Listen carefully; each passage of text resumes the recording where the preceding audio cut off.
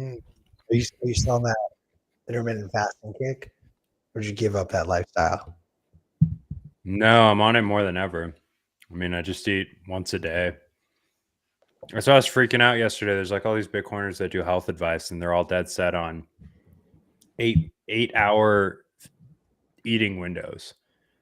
They're like, you can intermittent fast too. Just use an 8 hour eating window. I'm like, that's the whole fucking day. That's not intermittent fasting. You could fit 2,000 calorie meals in 8 hours. So my take is, it doesn't Don't start knock if my you're not intermittent doing. fasting style, man. Like, just let That's not me intermittent fasting. That's a third of you're eating for a third of the day. I hear me think out. Hear me out. it's I don't 4 eat hours or less. breakfast. I don't eat breakfast, but then I typically end And up you having a very late dinner. So I end up having a late-ish lunch too. I try to keep it as close to a 6 hour window of eating as possible, but it's sometimes 7. it's still good. It's still good, but it's not great. And you're not going to notice any effects cuz like I said, people can snack in between all that time, and they do. They tend to. Or they eat larger meals. I mean, not you. You're like a high metabolism guy. You don't I mean, you put down a Candidly, lot of food, but I don't need to do this. I don't need to intermittent fast. no, All no. you fatties should.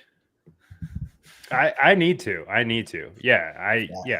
I put on weight fast. So Or they you eat got to go larger meals. for. I mean, not you. You're like, I hear an echo. Q. Do you have your Sorry. headphones plugged in? No, I hear. you're good. Keep going. Yeah, you need a 4 hour window or less, I think, to have any real results, or otherwise you're just kind of kidding yourself. You only need one meal a day. I mean, that's what I'm on. One pretty high calorie meal a day. And then you can kind of taper off the calories as you go. Cut out all the carbs.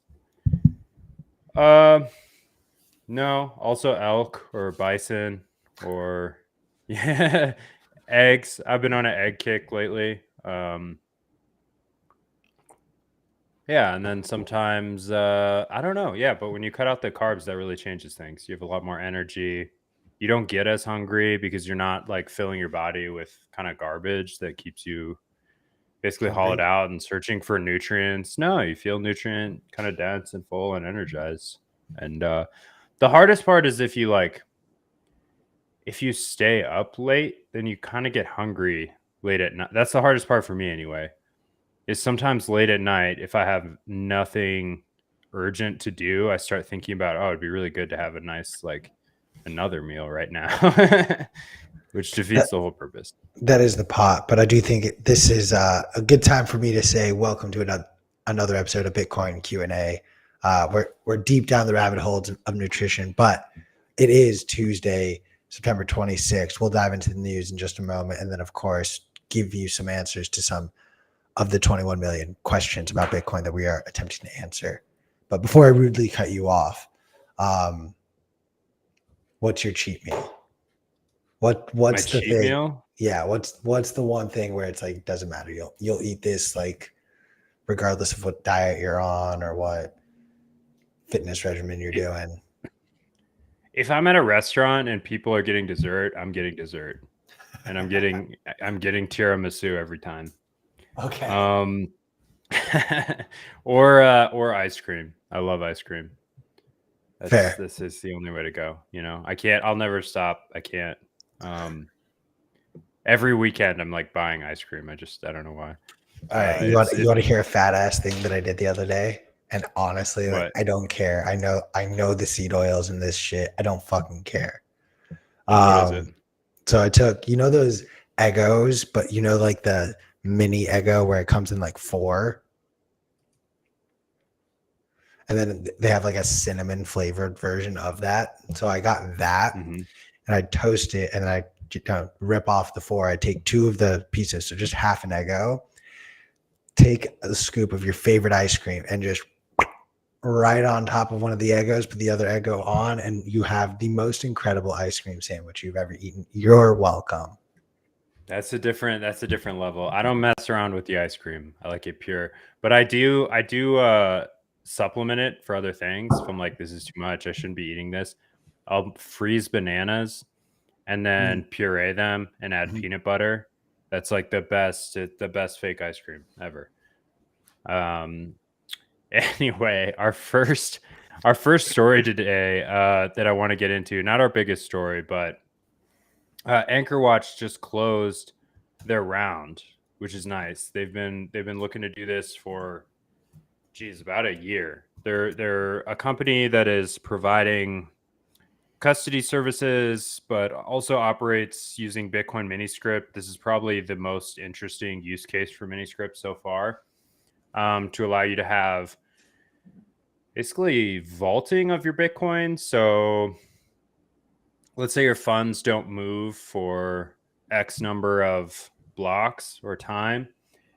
They fall back to a new wallet that perhaps that would indicate, if they didn't move for 10 years, maybe that you'd passed away. And then it falls back to a wallet that is accessible by friends and loved ones or something like this.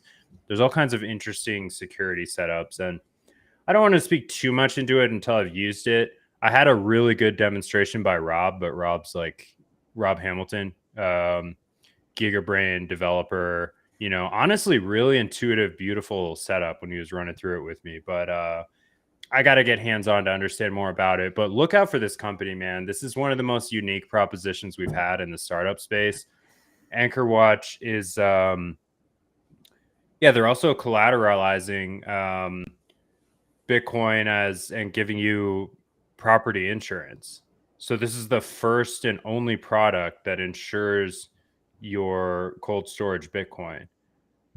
And they do that. They can also hold a minority of keys. There's all kinds of interesting like inheritance and insurance use cases. And I think the problem that they had was this is a very, very difficult thing to get underwritten by another insurance company. I mean, if you know anything about how insurance works, I frankly don't know too much, but they basically had to get a big insurance claim on their company to prevent someone had to underwrite everything. So there's certain cases like catastrophic loss or destruction of your private keys that would make you eligible, to make a claim.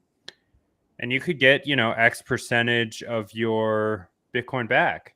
So that's a beautiful thing. And I kind of wonder, I guess we could add this as a question for the day. Q, let's say this product starts to look really nice. I mean, to be honest with you, I've had terrible experiences with insurance. This is no comment on the product on Anchor Watch, but my experience with insurance in general has been terrible. And every time you actually need to use it, they don't pay out. But let's say they do kind of pay out with kind of disasters outside of your control, theft, maybe acts of God. Would you use something like this, Q? Cold storage insurance for your Bitcoin? So Rob has shown this to me a couple of times, and it's been really cool watching it develop. Personally, where I'm at, I probably wouldn't. But if I maybe had a business that had some of my treasury held in Bitcoin, to that effect, I probably would be looking at this type of a solution. That's sort of that for me is the line. Like my personal stack, no, I'll take personal responsibility for that. But then the business side of it, I would probably err more cautiously. Yeah, that's going to be more interesting to see. What is the how do institutions start to integrate this, and can Anchor Watch handle institution at size? They closed, a $3 million round. I think their valuation, at least back when I was thinking about investing in them, was something to the tune of like $100 million. I mean, it was really up there, especially for the bear market. So we'll see what happens with them, but they're thinking big and they're delivering. I mean, the product's huge. And this beta release, you can go on and try it today, the Trident vaulting, and very exciting. I think the round was led by 1031. I know the Bitcoin Ecosystem Fund and UTXO, some Bitcoin Magazine in-house funds, of course, hopped in there. And then you got a bunch of your angel investors. Your Kleino Hodl's public about the fact that he was very early to this product. So kind of interesting group, and we'll see what happens with Anchor Watch, but very excited for them. Should we hop on over to our next story? Let's do it. Why don't you set us up for this? Okay. Well, Bitboy is spiraling again. To the extent, and it's so entertaining that I sometimes wonder if it's like an elaborate hoax or performance art troupe. I think when I suggested we cover this morning, Q was like, no, this is fake. This is like too good to be true. But last night throughout the day, Bitboy is posting videos where he's clearly on something or just very excited about life, singing Soulja Boy in his car, freaking out. But he was going live as he was driving to, I guess I wouldn't really call them a friend, but some acquaintance's house. A guy Former employee. Oh, is that right? Yeah, a former employee's house who claimed Bitboy claims stole or borrowed his green Lambo, the infamous one of his many sports cars. And yeah, he shows up and there's like a camera footage of this homeowner just like running through his yard and running into his house and locking the door. All his dogs are barking. And then Bitboy's coming around the corner, knocking on the door, chasing him. And then the next video that comes out, he's live. There's like bright lights on him. He's in the street, and it's cops, pointing guns at him, telling him to put his hands up. He's not really responding or listening to their requests, which is like kind of another indication that he's pretty out of it.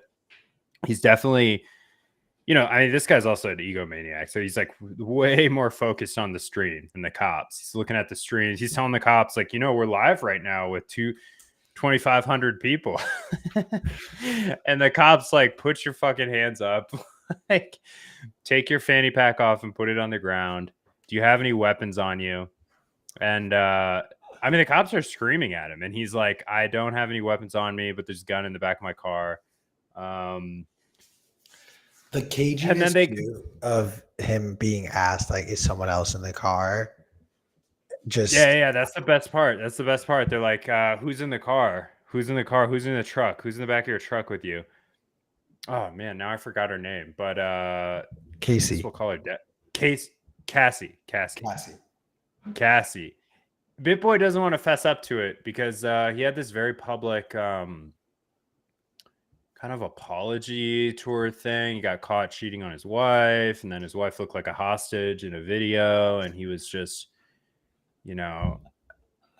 apologize or saying that she forgave him, and she clearly is just like, I hate it here.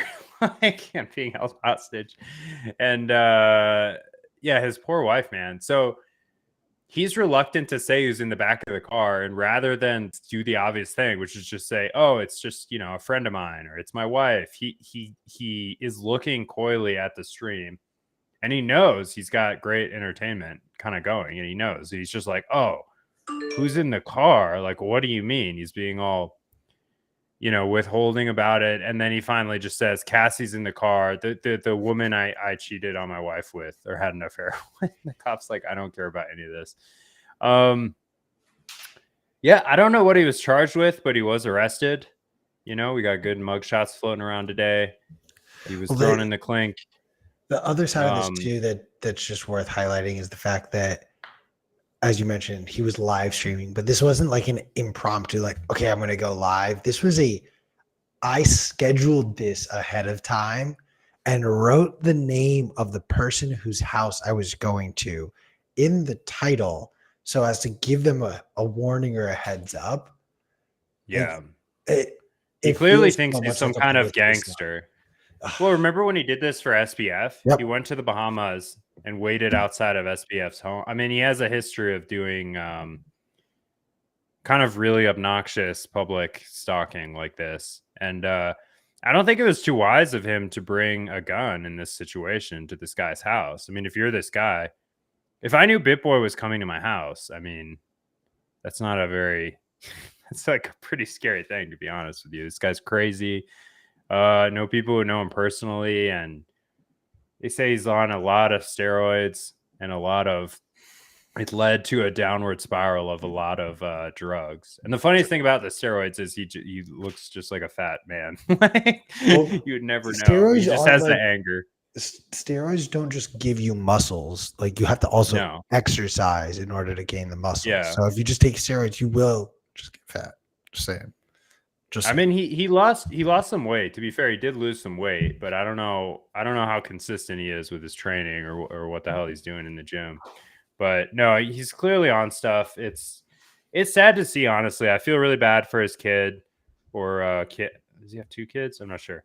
And super sad for his wife. I don't know. I want to know if Cassie got arrested too for being an accomplice in this little Lamborghini heist. And I want to know if he got his green Lambo back.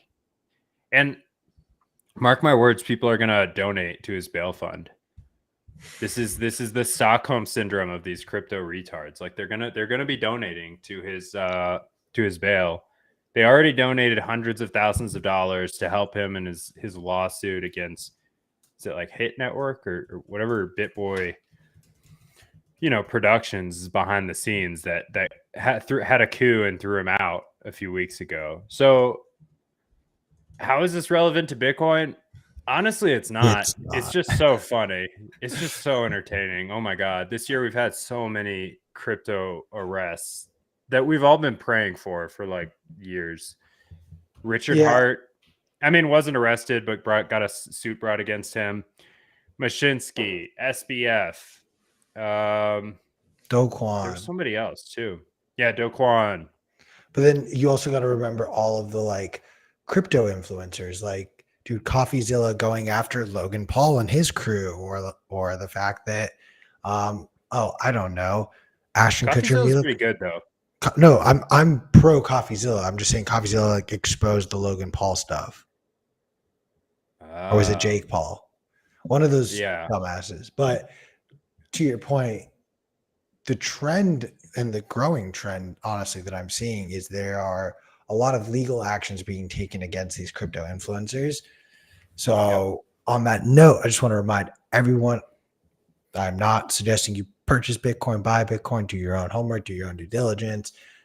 This is merely me having conversations with a friend. This is not a show giving you financial advice whatsoever. Oh, I'm giving financial advice. That's all Alex, not me. I'm giving financial advice. Look, Bitcoin's not a security. I stand to gain nothing if you buy Bitcoin. I'm just trying to help you. If you choose to do it, I'm trying to help you have options. You need a diversity of on-ramps and kind of different ways to store and move it about. And you just got to consider all your options because there's a lot of pitfalls in this space. And I don't want you to, I'd rather have you come to us than look to someone like Bitboy and get totally rugged on some bullshit. Or get a Luna after homeboy got that Luna tattoo and get completely wrecked. Yeah, these are all cryptocurrencies you got to steer clear from. I mean, our message has unambiguously been just stick with Bitcoin because the rest of these protocols can and will disenfranchise you. There are almost no cases where this doesn't happen over time. And, the second most important thing, if not the first most important thing, is to learn how to custody your own Bitcoin. Because without that, you're leaving your wealth in the hands of, it's at the discretion of just a few people in a company that, you're trusting. You're not alleviating the third-party risk. So that defeats the whole purpose as we talk about daily. Yeah, I just ultimately think this was a giant psyop, pure attention-seeking behavior. So definitely. On that note, would love to hop on over to some questions unless there's more news that we were supposed to talk about. Not much happening in Bitcoin. I don't know if we mentioned it, but well, I don't know. The protocol is working as intended. I think little potential news like RGB protocol is gaining some traction. This will be like the newest iteration of like shit coins and smart contracts. It's actually been around for like 5 or 6 years. It's built to work both on the main chain and Lightning, and a new kind of social layer. But it's catching on, man. I'm seeing more reports about it. I'm seeing more buzz about it right now. There's not strong pushback because I don't think anyone really understands it yet, myself included. Got a little more homework to do on that front. But best case scenario, it brings more interest to Bitcoin and convinces more crypto people that they should, pursue this economic scarcity. That was the benefit, I think, of ordinals, despite the vast majority of them being totally useless kind of memes and outright scams. There was an interesting update with ordinals too. I think Casey Rodimer, I didn't read it because I don't give a shit, to be honest, but Casey Rodimer released a new blog post last night about runes, which I think are a new, I don't know if you read into this at all, Q, but these are a new kind of layer or way to do artifacts on Bitcoin and also tokens. So I think he was hesitant to release it because he's kind of caused enough mayhem in the fee space land. And with BRC20s, which are just like, just the like clunkiest, kind of worst waste of block space ever, depending on who you ask. I don't know. Block space is scarce. I still maintain the position that it's a very odd thing to do to tell people how to use their Bitcoin. I mean, if they want to waste their UTXOs on this kind of stuff or, pursuing rare sats or whatever, I guess more power to them. I'm not going to try to stop them. But I don't know, man. I feel like Casey's really playing with fire, releasing yet another. Okay, so there's already been a fund offered. Do you know Trevor? That's his name. His Twitter name is just Trevor. It's like Orange. He's an ordinals guy. He leads some of the biggest ordinal spaces. But he's got a fund that I think it's called the Bitcoin Frontier Fund, which focuses on, I guess you'd call it layer 2s and additional, basically like crypto-like applications of Bitcoin. So he offered up something to the tune of, I don't know if it was tens or $100,000 for someone to get a working instantiation of this rune protocol that was released yesterday. Some other funds put up something of a bounty in the form of an investment offer as well. And now there's like several devs already working to build this thing. So it's gonna be controversial, right? Because on the one hand, you have this is the part that people like to forget about and deny. You have very real interest from crypto people in coming over to Bitcoin and using it where there wasn't before. I think that's a net positive in some ways. I mean, I don't really want to police the type of people that can use Bitcoin. I think all usage of it is adoption. And it helps bring to the forefront problems and situations that we knew in theory were difficult to contend with, but we hadn't had any urgency about dealing with them, such as scaling solutions, right? It's a little bit harder to get your main train settlement if you're really living hand to mouth out there and you can't pay the fees at the time when one of these ordinals spikes the fee rate. I think you're on mute, my friend. Yes, I was. I'm with you on the notion that I don't want to police what I perceive as right or wrong use of block space. This is a very slippery slope, and I don't want to go down that path. But with that said, I think we do need to start to maybe think through second and third order effects, because otherwise we run the risk of, and this sounds very simple, but like breaking or damaging something that you can't go back from. And my concern is not that, all these shitcoin tokens exist. They will forever exist. But I'm honestly more comfortable with them over there as something. One distinction, though. all of those individual tokens will go to zero. They're not forever. But Right, the idea of the idea of people spinning up new ones, like there will Yeah. always be new cryptocurrencies coming out. Thank you for that clarifying point. But that said, especially as we were just talking about all of the legal action that we're seeing taken against the broader crypto industry, it's really helpful to have that separation. Like that's a completely different blockchain. It's completely separate tech.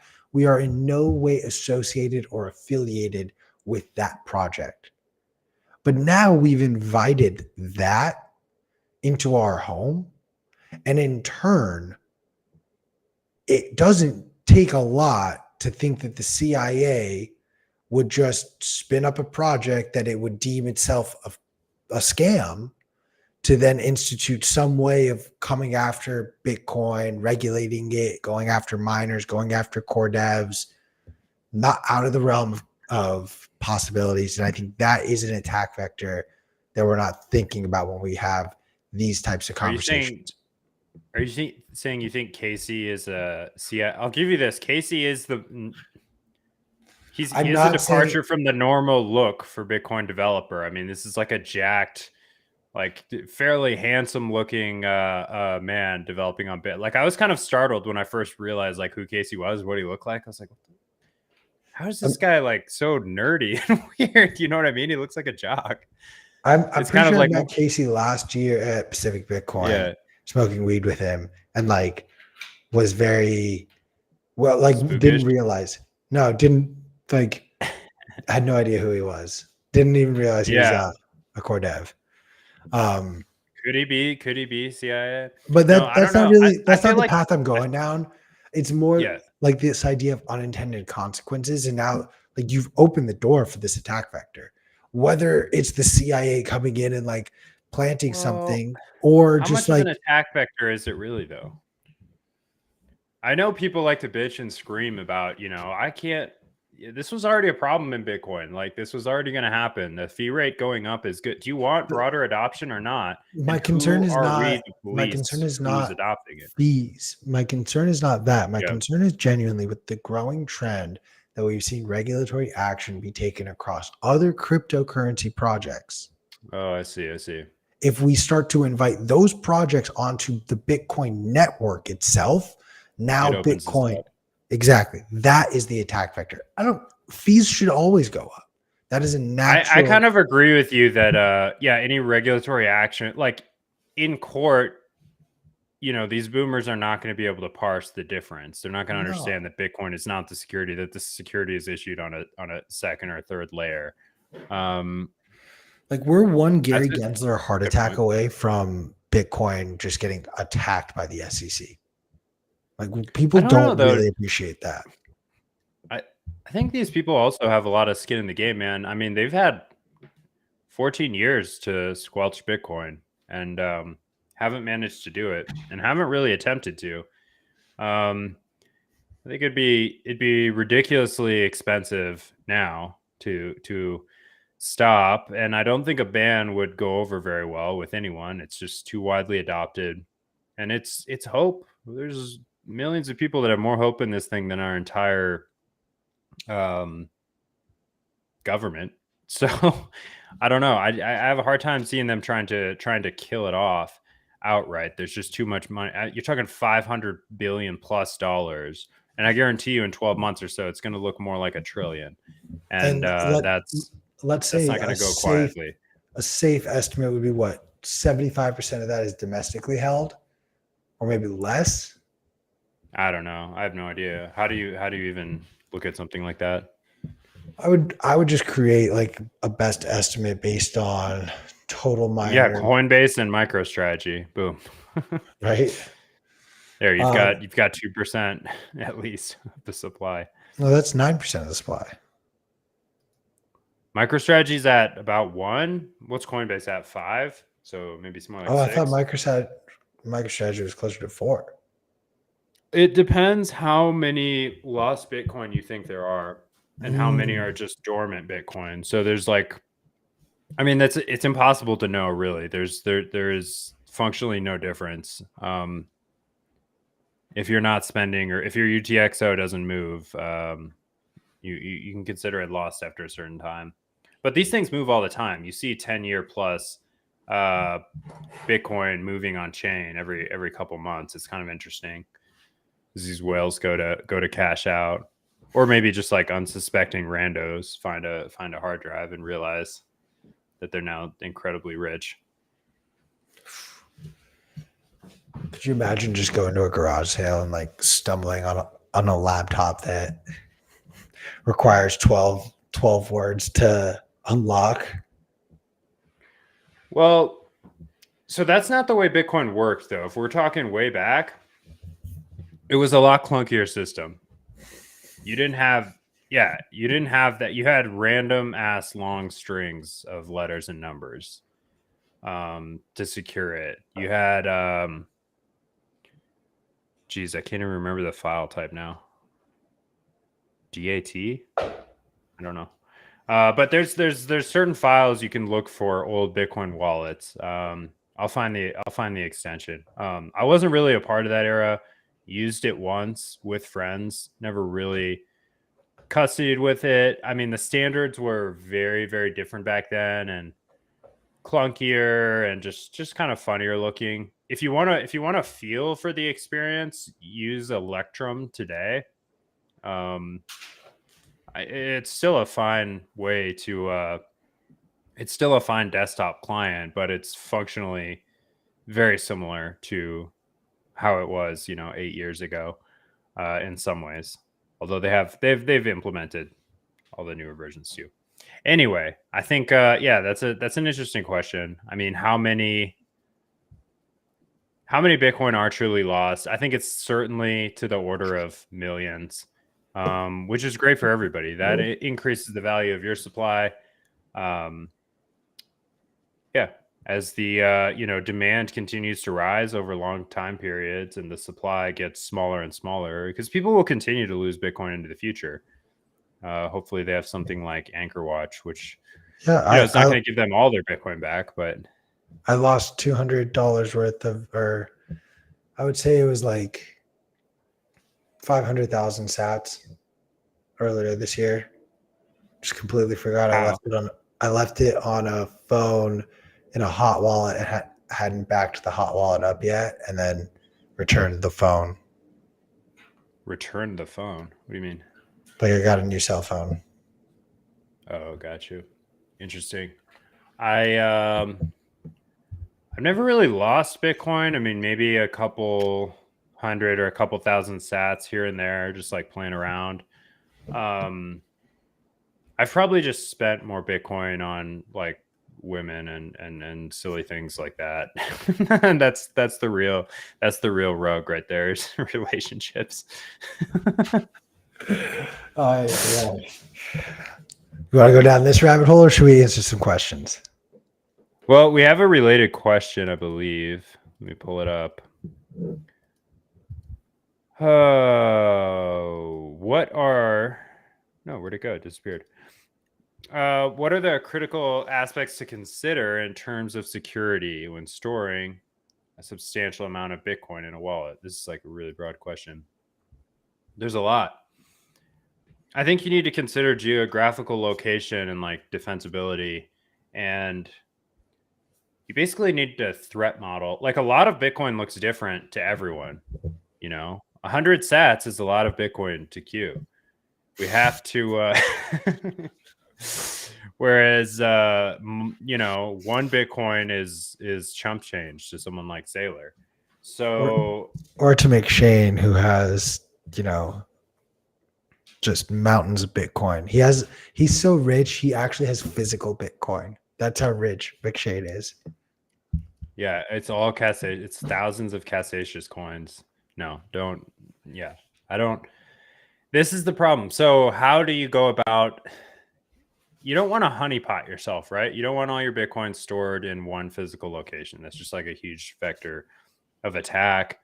There's kind of an interesting question, which I think we already covered, about sharding versus multi-sig. But I would always push people down the tried and true path of multi-sig if they're up for it. You have to be in the space a little while and really understand how Bitcoin works to even pursue it. I know we cover it a lot, but it's just so important.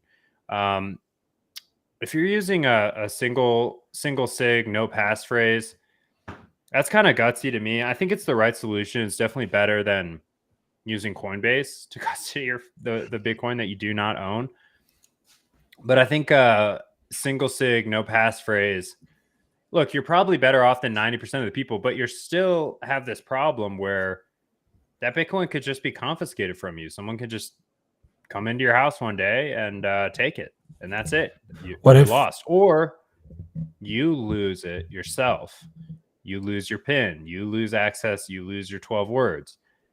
Now you're shot. So you need to have a little bit of redundancy, which opens you up for more vectors attack. There's just so many trade-offs to consider, but I would highly recommend looking into, if you have Bitcoin that you would be wrecked, like if you lost, or if you'd be upset that you lost, put in the time, put in the money, spend a couple $100 to get yourself some real hardware wallets.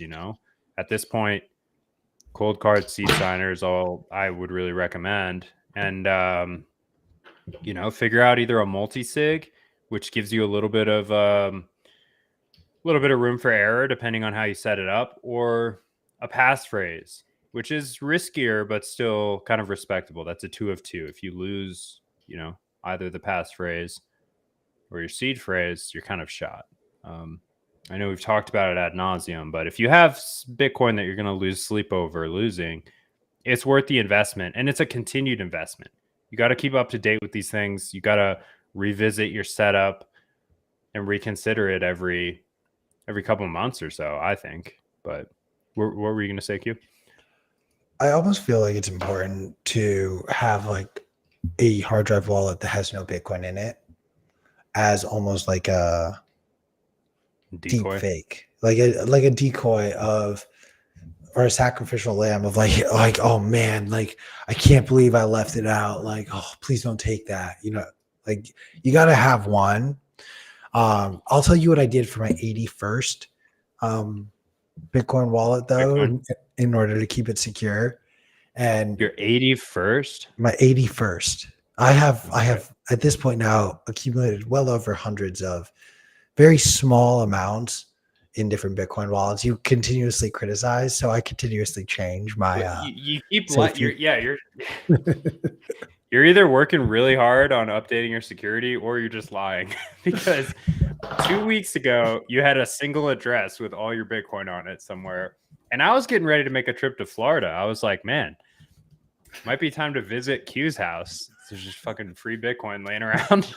I mean, I will say I'm building out the guest room right now, and there are little clues. I send you on a scavenger hunt. There is a 5 million sat bounty that I've set up around a small town, not the town that I live in, just a random small town somewhere in Florida.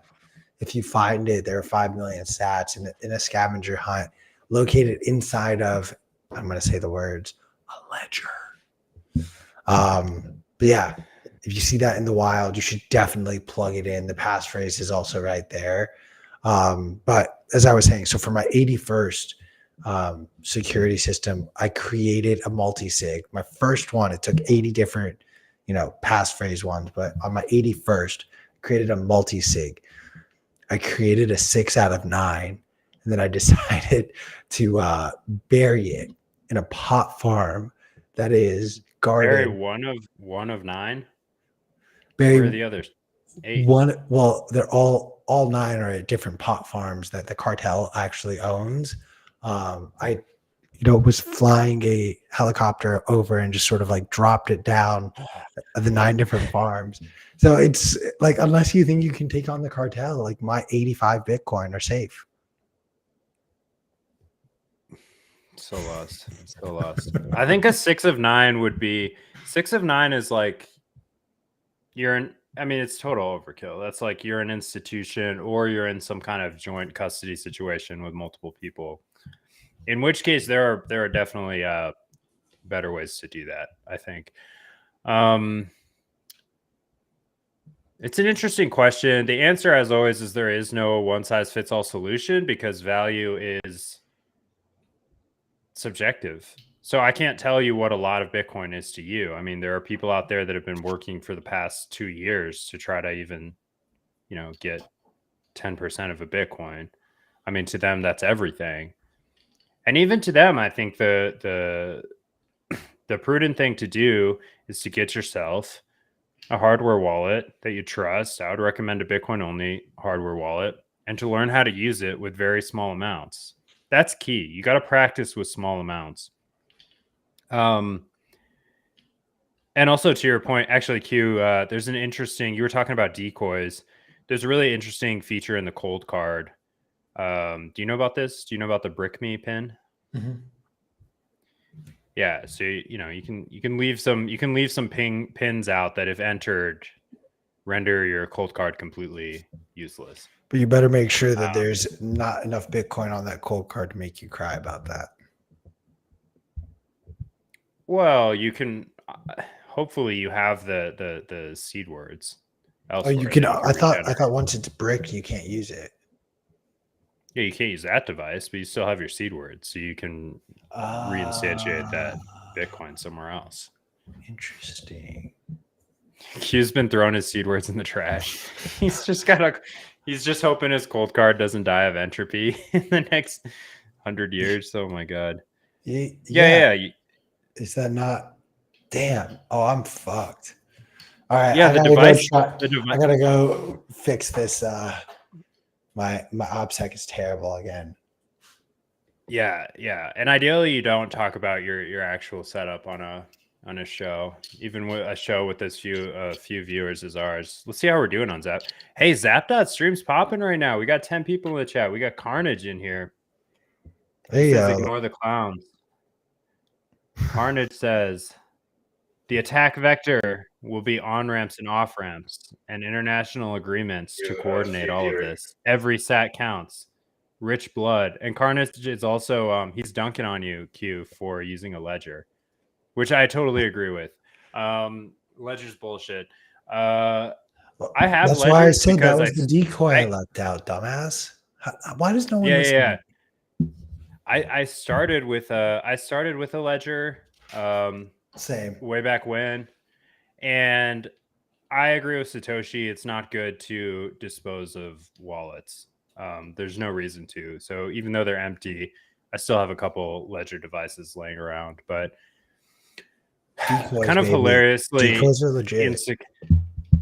I don't know. It's just like a hilariously insecure and badly incentivized company. But props to them for at least getting hardware wallets into every Best Buy in America before physical Best Buy stores closed nationwide.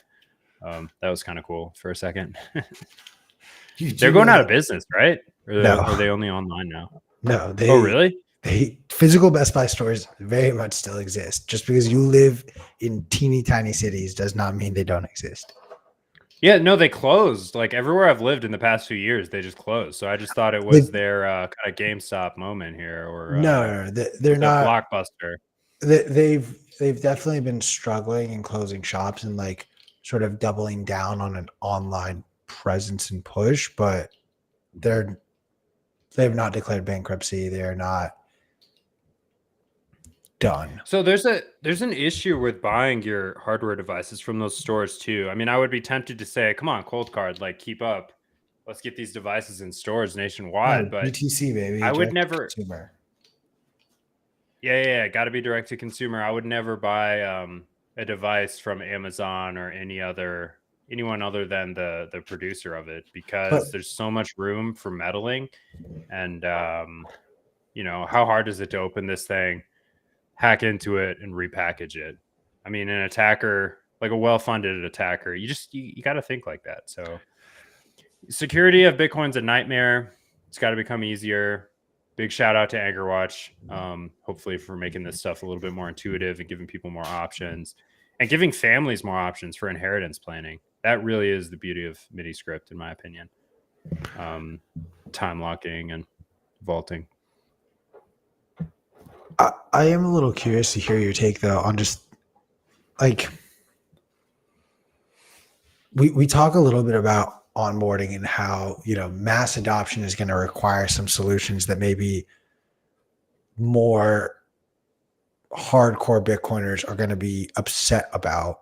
A lot of them being some sort of custodial option. And part of that also, I feel like almost goes hand in hand with this idea of like people want to just go to Costco and they have a hardware wallet there and they're going to get a hardware wallet from Costco or Best Buy or order it on Amazon to get delivered. Like, do you think that will eventually become a part of this sort of global adoption, or will that be a part that will remain tried and true, that so long as you want a hardware wallet, you're going to go directly to the company manufacturing it?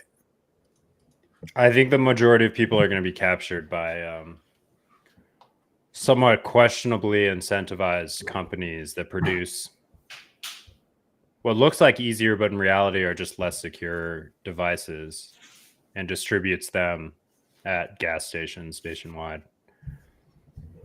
Look, it's worth going directly to, Cold Card, CoinKite.com, and just looking into there's so many options. Like for cold storage, Seed Signer, we're not sponsored by them. We have no particular incentive. This is just over years of using their products. I found them really responsive, not only to feedback, but to like when you need help. And there's so many resources out there. I think BTC Sessions tuned into our stream and gave us a little comment here. Thanks, BTC Sessions, for the zap.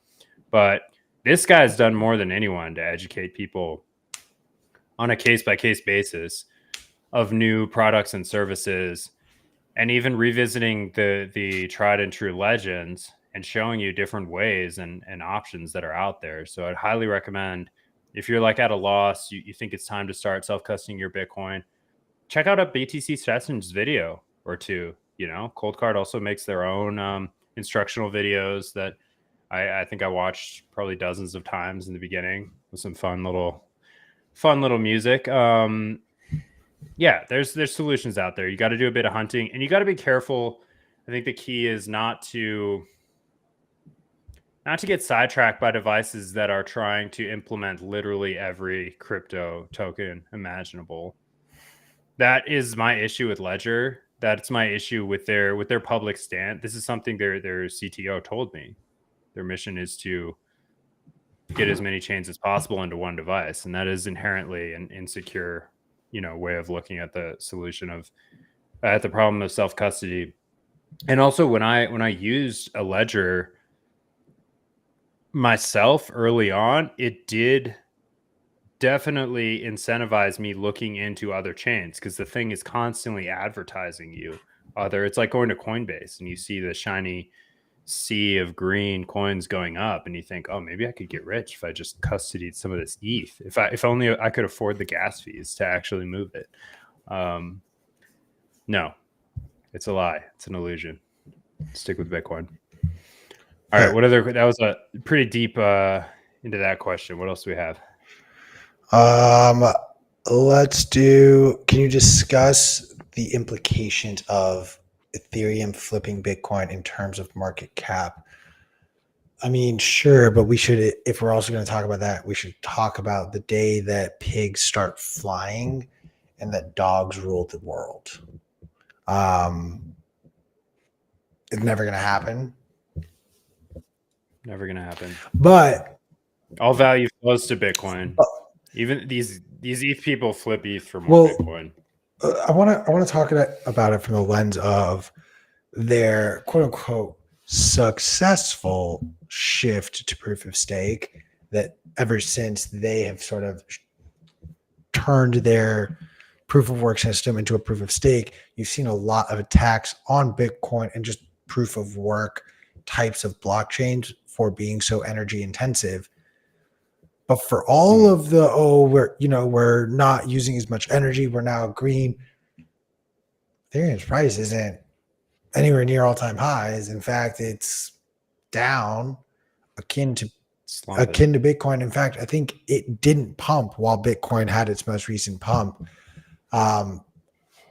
Almost as though, and hear me out on this wild idea, but it's almost like it should be really energy intensive to create money. It should be really hard to make money. It shouldn't be as simple as me clicking 3 buttons or picking up the phone and trillions of dollars be printed or new issuances of tokens just appear. It shouldn't. The distinction here that is lost on like most of the general population is that ETH isn't money. Dollars are not money. This is a token project and a debt instrument. Bitcoin is the closest thing to money that we have in this world. Now, I will. And you could also call it other things. I mean, it wears different hats. You could also just call it kind of a communications network, a ledger of value, whatever you want to call it. It's a far closer commodity to money than something like the dollar, which is heavily biased, or something like ETH, which is non-neutral and could disenfranchise you. I can't see it ever happening. I don't think they're playing the same game. I think it will be hard to kill because it does have so much institutional interest and sort of like dumbass buy-in. Not only that, but there's so much tech that's been built on top of ETH. And one of my longstanding statements are there is enough institutional money within the Bitcoin ecosystem to really prevent something cataclysmic happening.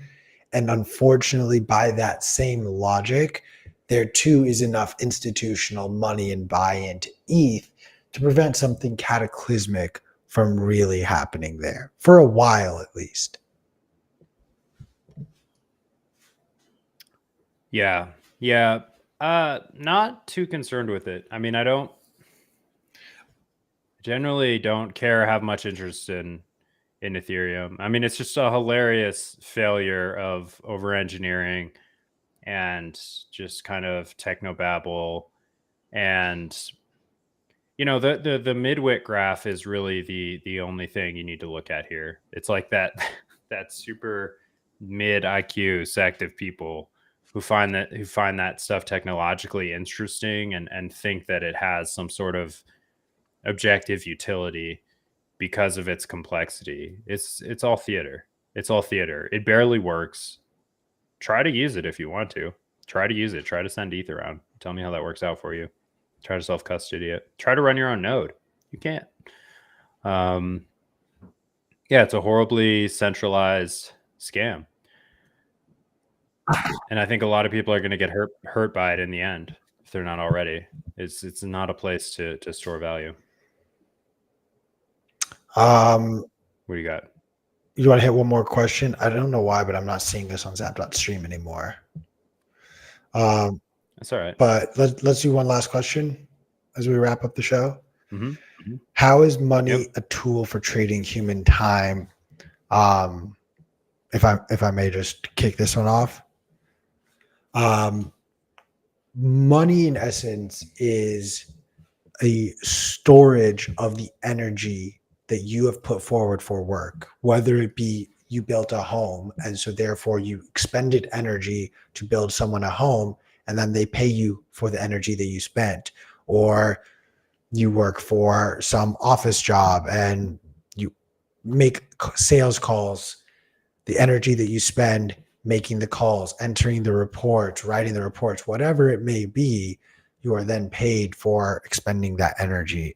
And then later, you are spending that money to other people who have grown crops or can fix things for you or prepared your meal or whatever it may be. You are constantly trading the energy that you put forward into society for the energy that other people put forward, or for their services or for their goods. I like it. I know a lot of people that take issue with the energy metaphor. There's a lot of hilarious kind of trolling about Bitcoin is not it's not a store of energy. It doesn't work like that. I can't.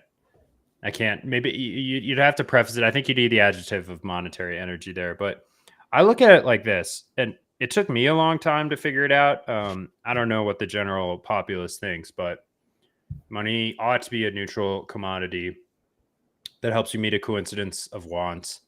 That can be used as a unit of account, store of value, medium of exchange. The US dollar doesn't do these things well at all. But the trade you're making when you talk about labor for money is I value the money that you're offering me more than I value the time that I'm willing to expend to get it. And you, the employer, value my time more than the money that you're offering. I think that's a really important fundamental kind of feature of the economics of labor markets to consider when valuing your own time and prizing yourself.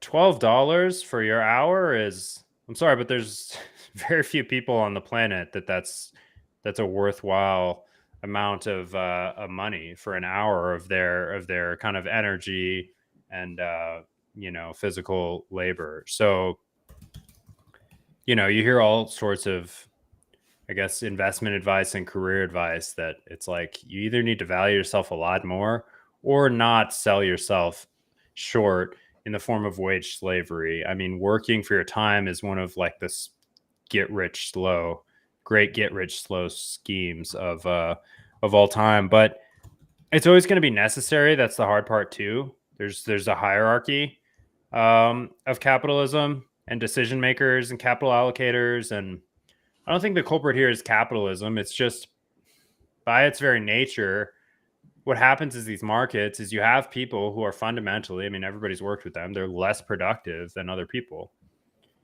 and therefore the going rate for their efforts is quite low. And this is my argument against minimum wage. You're pricing out a whole sector of people who are unable to keep up. They're not worth $9 an hour. They know it, for whatever problems I'm not saying all of them, but I'm saying some people surely. And so the only way for them to get a leg up is to either work really hard to increase the value of their time and energy. Well, that's just it. So, when you set this, I mean, just remember that when you're advocating for a higher minimum wage, you're pricing out people who fundamentally, they're not going to leapfrog suddenly up to $25 an hour worth of value. You need that stepping stone. For me, I remember I got my first job when I was 14. Before that, got paid for, kind of like farm work, whatever, under the table stuff. But I wasn't a good worker, and it took me years of having odd jobs to learn responsibility, accountability, time management skills, money management skills. I'm still learning these things. So there's kind of a ladder that you're climbing as your own sort of economic labor unit in this world. And I think it's super important to always consider what is the trade-off that you're making for your time. One thing I think about almost daily is this task worth like the hour that I'm going to put into it? If not, if my, price for sort of an hour of my labor is much higher than this thing, okay, so pay someone else to do it. Outsource it, be resourceful. This is one of the ways you start to get your money to work for you in the sense. You always hear that, but it also will just greatly increase appreciate your it will appreciate your efficiency in the market, and you're kind of lengthening your production process and foregoing taking profits. And this is kind of key. This is where people, you see a lot of like socialist sentiments in younger people that don't realize they're being brainwashed by Eastern infiltrators on TikTok. But capitalism is not inherently evil just because a CEO might make, hundreds of millions. There may be other issues there. There's a lot of like revolving door kind of politics that are surely problems. But these kind of CEOs and higher execs are paid specifically for their ability to make super important decisions that are going to alter the course of hundreds, if not thousands, of people's livelihoods.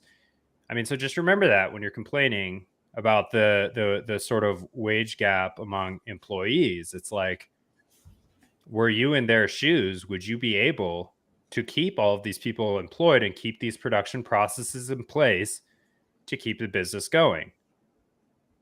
Or would you make, you know, and all of them get it wrong. All of them make huge mistakes. But You're going to look me in the eye and tell me that the CEOs have been the driving force behind increasing companies' profits?